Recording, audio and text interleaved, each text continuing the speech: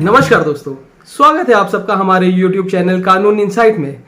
आज हम लोग जिस टॉपिक के बारे में बात करने जा रहे हैं वो टॉपिक हमें फंडामेंटल राइट्स के बारे में बताता है। हमारा fundamental right to speedy trial जो है उसको प्रोटेक्ट करता है। आज हम लोग एक ऐसे ही टॉपिक के बारे में बात करने जा रहे हैं।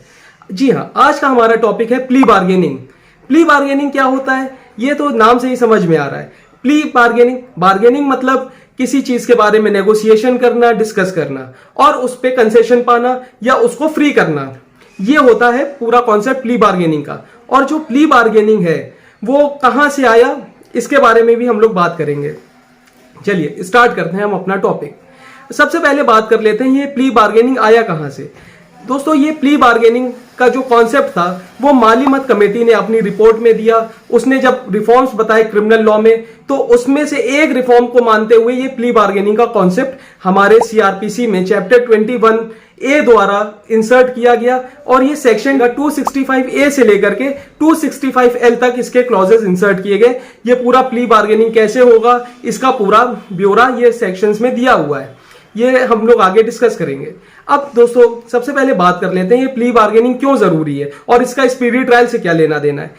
दोस्तों, जो हम लोग जैसे कि जानते हैं कि हमारे देश की जो कानून व्यवस्था है उसमें कई सारे केसेस ऑलरेडी पेंडिंग है और नए केसेस आया करते हैं। तो ऐसे पेंडिंग केसेस को और जो नए केसेस है उनको जल्दी कैसे डिस्पोज किया जाए, इसी वजह से ये प्ली बार्गेनिंग का कॉन्सेप्ट हमारे सीआरपीसी में इंसर्ट किया गया। अब होता क्या है, कई बार ऐसा होता है कि कुछ केसेस ऐसे होते हैं जिसमें कि जो अक्यूज होता है उसका जो केस होता है, जो उसने क्राइम कमिट किया होता है वो उतने ज्यादा सीरियस नेचर का नहीं होता है। तो उसमें क्या होता है कि अक्यूज चाहे तो अपना गुनाह जो है वो कोर्ट के सामने आकर के मान ले, एक एप्लीकेशन कोर्ट को मूव करे कि जी ये जिस क्राइम के लिए मुझे ट्रायल में फेस कर रहा हूं ये मैं अपने गुनाह को मानता हूं, इसमें मैं प्लीड गिल्टी करता हूं और मेरा ये केस जल्द से जल्द डिस्पोज किया जाए, ताकि वो जो ट्रायल का समय है, जो इतना लंबा चौड़ा समय ट्रायल में उसको बिताना पड़ेगा, वो समय ना खराब हो, वो टाइम बचाने के लिए और जो उसमें सजा है उसको कम कराने के लिए प्ली बार्गेनिंग का यूज कर सकता है। इसमें होता क्या है, अक्यूज एप्लीकेशन लिखेगा, एप्लीकेशन में अपने गुनाह को मानेगा, स्वीकारेगा।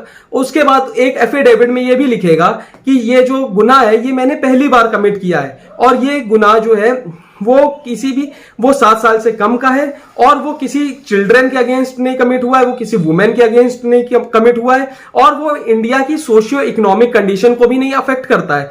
और उसके साथ ही साथ उसमें ये भी लिखेगा कि ये जो गुनाह है वो मैंने पहली बार किया है, उसके जैसा गुनाह मैंने कोई दूसरा पहले नहीं कमिट किया है, मैं रिपीटेड ऑफेंडर नहीं हूं। ये सारी बातें वो एप्लीकेशन और एफिडेविट के द्वारा कोर्ट को बताएगा। उसके बाद कोर्ट उसके एफिडेविट को, उसके एप्लीकेशन को सुनेगी, समझेगी। उसके बाद कोर्ट दोनों पार्टीज को, अगर पहली बात वो केस एफआईआर द्वारा लॉन्च किया गया है तो कोर्ट ऐसे में जो पब्लिक प्रोसिक्यूटर है, जो इन्वेस्टिगेटिंग ऑफिसर है और जो अक्यूज जिसने ये एप्लीकेशन मूव करी है, इन तीनों को नोटिस द्वारा बुलाएगी, एक समय बताएगी, एक स्थान बताएगी। उस टाइम और प्लेस में आकर के वो अक्यूज्ड और सारी पार्टीज इस बात पे डिस्कस करेंगी कि हम लोग कैसे सेटिस्फैक्टरली इसको कॉम्प्रोमाइज कर सकते हैं। और उसके अलावा अगर कोई केस जो कंप्लेंट केस था तो उसमें कोर्ट कंप्लेनेंट को और उस अक्यूज्ड पर्सन को नोटिस द्वारा बुलाएगी और सेम प्रोसीजर फॉलो करेगी। पार्टीज आएंगी, देखेंगी कि क्या उसमें कॉम्प्रोमाइज हो सकता है और उसमें जो कॉम्प्रोमाइज होगा उसमें ये हो सकता है कि जो अक्यूज्ड पर्सन है वो उस क्राइम के विक्टिम को कुछ कंपनसेशन डिसाइड करे, उतना कंपनसेशन दे और बाकी सारी बातें उसमें डिस्कस होंगी। और जब ये पूरा अरेंजमेंट, ये जो पूरी मीटिंग हो रही होगी, कोर्ट को इसमें नजर बना के रखनी है, इसमें देखते रहना है, इसको मॉनिटर करते रहना है कि ये सारी मीटिंग जो है वो पार्टीज खुले दिमाग से, अपने खुले विवेक से और बिना किसी दबाव के कर रही हैं और किसी भी तरह का उनके ऊपर कोई प्रेशर नहीं है और ये सारा वॉलेंटरली हो रहा है, सारी पार्टीज उसमें वॉलेंटरली पार्टिसिपेट कर रही है। ये चीज कोर्ट को देखनी होगी। इसके बाद बात आती है कि जब ये मीटिंग हो जाएगी, कंपनसेशन भी डिसाइड हो जाएगा, तब क्या होगा? तब ये होगा कि कोर्ट उस चीज को देखेगी और उसके बाद कोर्ट डिसाइड करेगी कि जो अक्यूज पर्सन है उसको सजा देनी है या नहीं देनी है। अगर कोर्ट को लगता है कि उसको सजा देनी है तो उसके क्वांटम ऑफ पनिशमेंट पे बात होगी।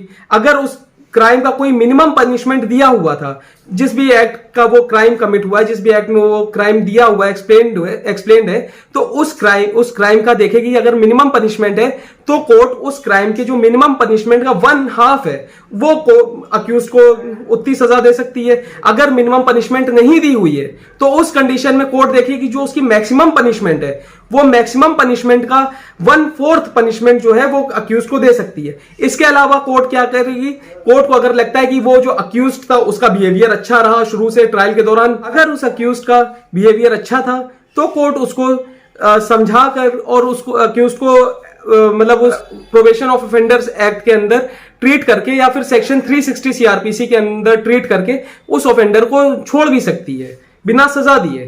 तो ये सारी बातें हो गई सजा की।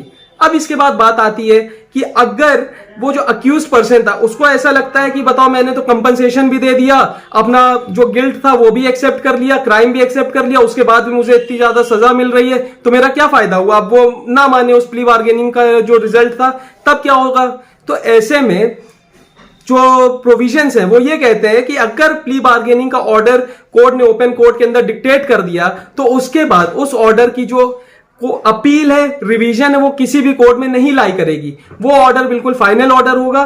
जैसे कि नॉर्मल केसेस में होता है कि किसी कन्विक्शन ऑर्डर के अगेंस्ट हम लोग अपील कर सकते हैं, लेकिन प्ली बार्गेनिंग के ऑर्डर की कोई अपील नहीं होगी, कोई रिवीजन नहीं होगा, एक्सेप्ट कि उस ऑर्डर को सिर्फ आप सुप्रीम कोर्ट में एसएलपी के माध्यम से चैलेंज कर सकते हो या फिर हाई कोर्ट में रिट पिटीशन के द्वारा उसको चैलेंज किया जा सकता है और इसके अलावा उसका रिवीजन या अपील नहीं हो सकता। ये उसकी फाइनलिटी के बारे में प्रोविजंस में बताया गया है। अब इसके बाद बात आती है कि जब ये हो गया, इसका ऑर्डर आ गया, कोर्ट ने ओपन कोर्ट में डिक्टेट भी कर दिया, तो अब इसके बाद क्या वो जो उसमें प्ली बार्गेनिंग में अक्यूज्ड ने अपना गिल्ट एक्सेप्ट किया था, जो अपना क्राइम एक्सेप्ट किया था, उसके बेसिस में उसको वो किसी दूसरे केस में भी यूज करके उसके अगेंस्ट यूज किया जा सकता है।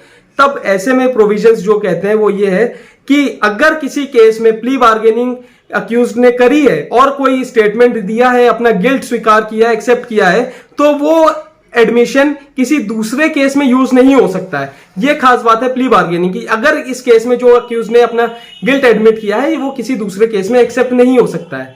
तो ये पूरा कॉन्सेप्ट था प्ली बार्गेनिंग का और ये कहीं ना कहीं एक स्पीडी ट्रायल जो हमारा फंडामेंटल राइट है उसको भी प्रोटेक्ट करता है और उसको भी जल्दी फास्ट ट्रैक तरीके से हमारे केसेस को डिस्पोज करने में हेल्प करता है। तो प्लीज हमें बताएं कि ये हमारा वीडियो आपको कैसा लगा, इसका आपके लिए क्या रेलेवेंस है, ये वीडियो आपके लिए कितना यूजफुल है और हमारा ये वीडियो आप जो हमारा काम है ये कानून इनसाइट का जो पूरा हम लोग आपके तक कानून की बातें पहुंचाने का काम करते हैं, ये हमारा काम आपको कैसा लग रहा है और हम लोग कैसे इंप्रूव कर सकते हैं, अपने सजेशंस भी प्लीज हमें बताएं और हमारे चैनल को सपोर्ट करें, इस चैनल को सब्सक्राइब करें, इस वीडियो को लाइक करें।